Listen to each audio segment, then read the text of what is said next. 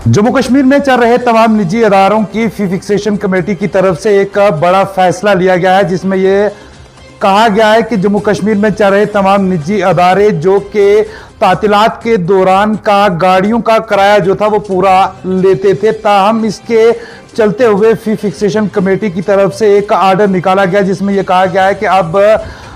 जम्मू सुबह हो या कश्मीर सुबह हो, जहां पर समर वेकेशन या विंटर वेकेशन होती है, इस दौरान का जो स्कूल के मालिकान की तरफ से गाड़ियों का किराया लोगों से पूरा लिया जाता था। अब फी फिक्सेशन कमेटी की तरफ से ये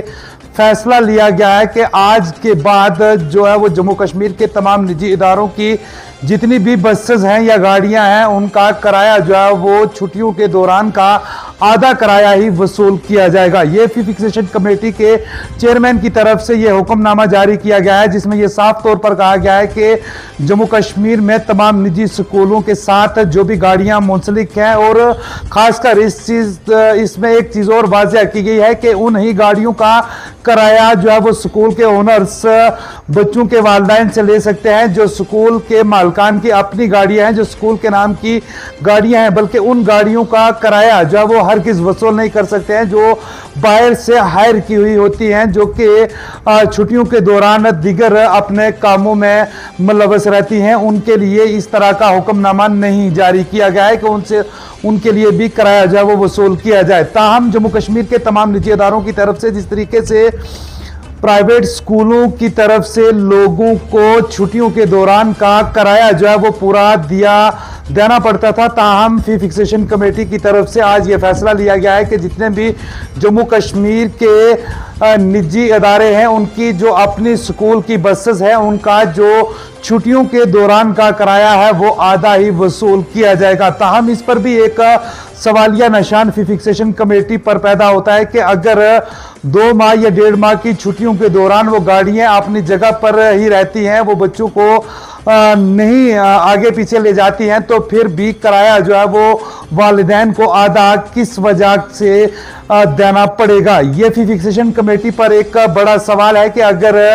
लोगों को कुछ सहूलियत देनी है तो इस तरीके की सहूलियत दी जाए ताकि लोग भी इस चीज़ से मुस्तफीद हो सकें। अगर इंतजामिया की तरफ से इस तरह का ये फैसला लिया गया है, फी फिक्सेशन कमेटी की तरफ से ये फैसला लिया गया है कि आधा किराया जो है वो अब छुट्टियों के दौरान का निजी स्कूल ले सकते हैं, लेकिन वहीं दूसरी जानब ये भी सवालिया निशान उन पर खड़ा होता है कि अगर छुट्टियों के दौरान बच्चों को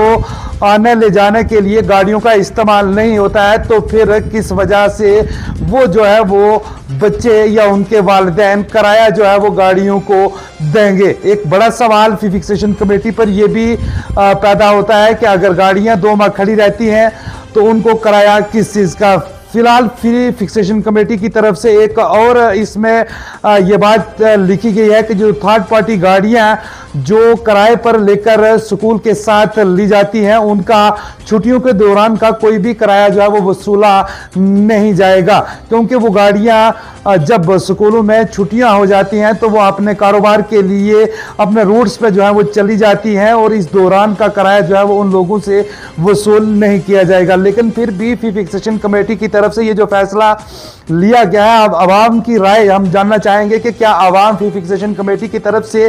किए गए इस फैसले पर मुत्फिक है कि अगर 2 माह की छुट्टियां हो जाती हैं, चाहे वो समर वेकेशन हो या विंटर वेकेशन हो, इस दौरान 2 माह की छुट्टियों का ऐलान जब सरकार की तरफ से किया जाता है तो गाड़ियां जो है वो मुकम्मल तौर पर बंद हो जाती हैं, और उसके बाद किसी भी बच्चे को आने या ले जाने के लिए उस गाड़ी का इस्तेमाल नहीं होता है, तो उनका भी किराया जो है अब फी फिक्सेशन कमेटी की तरफ से तय कर दिया गया है कि वो भी अब आधा ही किराया जो है वो वसूल करेंगे। क्या फी फिक्सेशन कमेटी की तरफ से उन पेरेंट्स के लिए एक राहत भरा ये आर्डर है, या कि अब देखते हैं कि जिन लोगों के बच्चे निजी स्कूलों में ज़ेर तालीम है, उनकी तरफ से क्या कुछ राय जो है वो निकल कर सामने आती है कि क्या जिस तरीके से फी फिक्सेशन कमेटी ने यह फैसला लिया है कि छुट्टियों के दौरान का आधा किराया जो है वो अब बसों का देना पड़ेगा और आधा किराया जो है वो उनको माफ हो जाएगा। हालांकि इसमें एक चीज और पैदा होती है कि अगर जो गाड़ियां थर्ड पार्टी गाड़ियां जो स्कूलों में लाई जाती हैं, जितने बच्चे उन गाड़ियों पर आते जाते हैं, क्या अब उन बच्चों से भी आधा किराया वसूल किया जाएगा, या स्कूल इंतजामिया इस चीज को जरूर जो है वो अलग अलग करेगी कि कौन से तुलबा व तलबात जो है वो उन गाड़ियों पर, प्राइवेट गाड़ियों पर आते हैं और उनको पूरा किराया जो है वो माफ किया जाएगा। एक बड़ा जो है ये सवाल अब इंतजामिया पर इसलिए उठ रहा है और निजी स्कूलों के लिए उठ रहा है कि क्या अब निजी स्कूल जो है वो फी फिक्सेशन कमेटी की तरफ से लागू किए गए इस हुक्मनामे पर खरा उतरने की कोशिश करेंगे, और वो ये चीज भी वाजिया करेंगे कि अब कौन से बच्चे जो है वो स्कूल की बसेस में जाते हैं और कौन से बच्चे जो है वो थर्ड पार्टी की तरफ से जो बसें लगाई गई हैं उनमें जाते हैं। अब आवाम की राय भी हम जानना चाहते हैं कि क्या